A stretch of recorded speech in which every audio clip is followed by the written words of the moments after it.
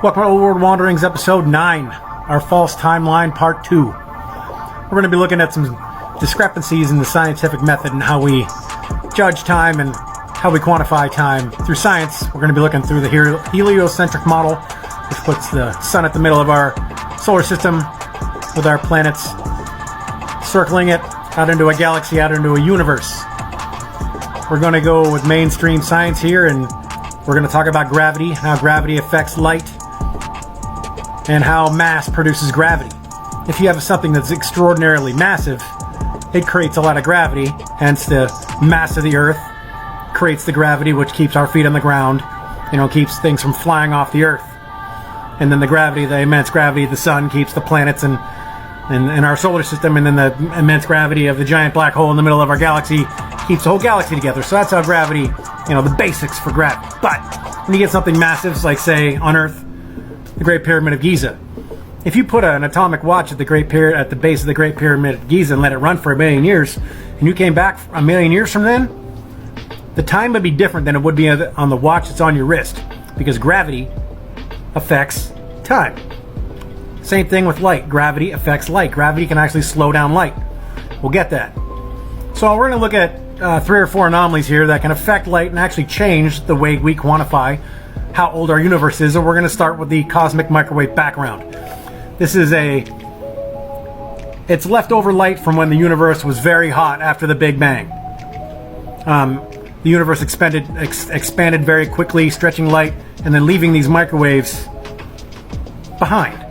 And this is an X-ray telescope with a cosmic microwave background. That's what X-ray telescopes see when you look out into our universe. But the thing is about the cosmic microwave background is that interaction with the cosmic microwave background can cause redshift. Okay, there is a vast reservoir of photons throughout the universe, and other high-energy particles and photons can interact with these cosmic microwave background photons. So there's a bunch of things that are flying around that we can't see, that we can't feel. Just out in space, out clutter. Look at the clutter. Out there cluttering space, the light could be interacting with. So as we're looking at light through a telescope and it's coming through the cosmic microwave background, it could be interacting with high-energy cosmic rays.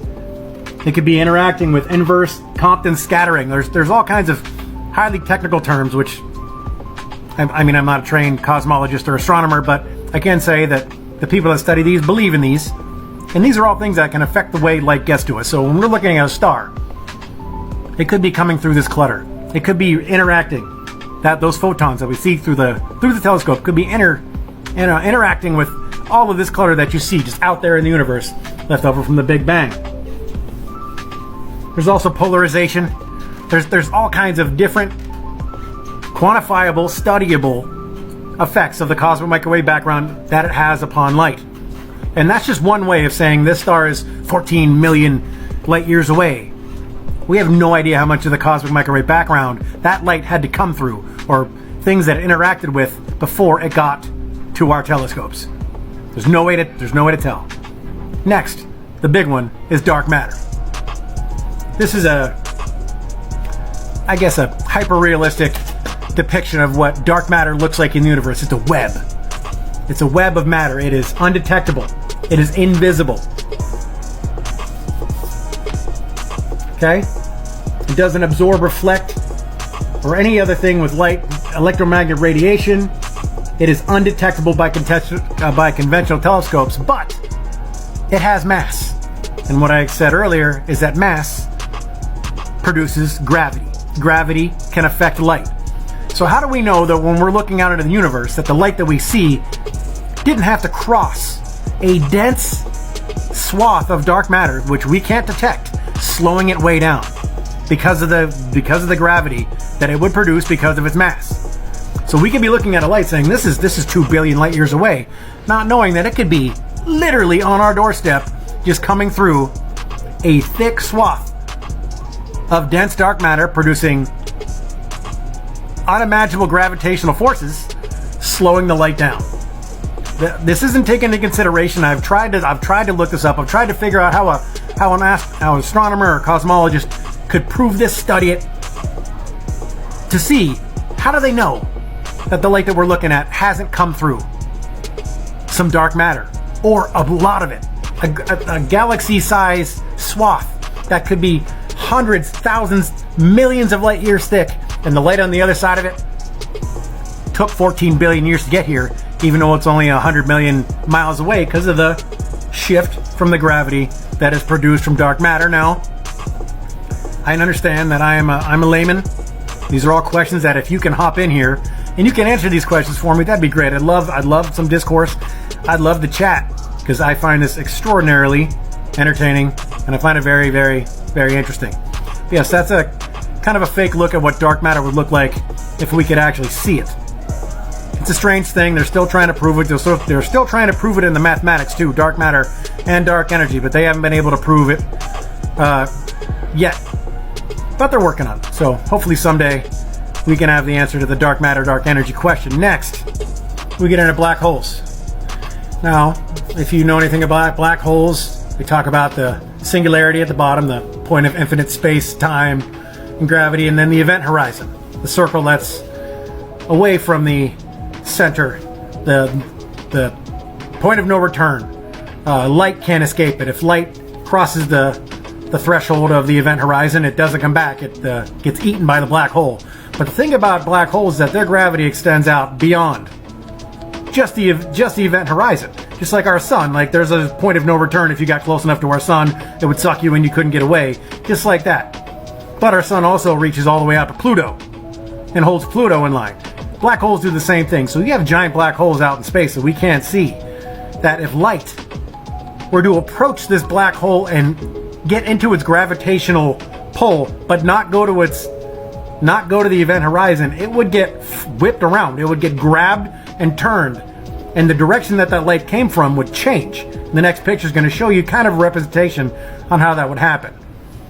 See, if it doesn't get into the event horizon, it's going to get caught by that gravity, and it's going to get spun. And so there could be light that we're looking at saying that's 100 million light years away, but literally it came from a different area of space, crossed the path of the gravitational force of a black hole, got flung around and pointed in our direction, and we've been looking at it, not knowing how far away it is. And that's how we quantify that it's this million light years away. All these things that they say, how far away, how long everything lasts, all that.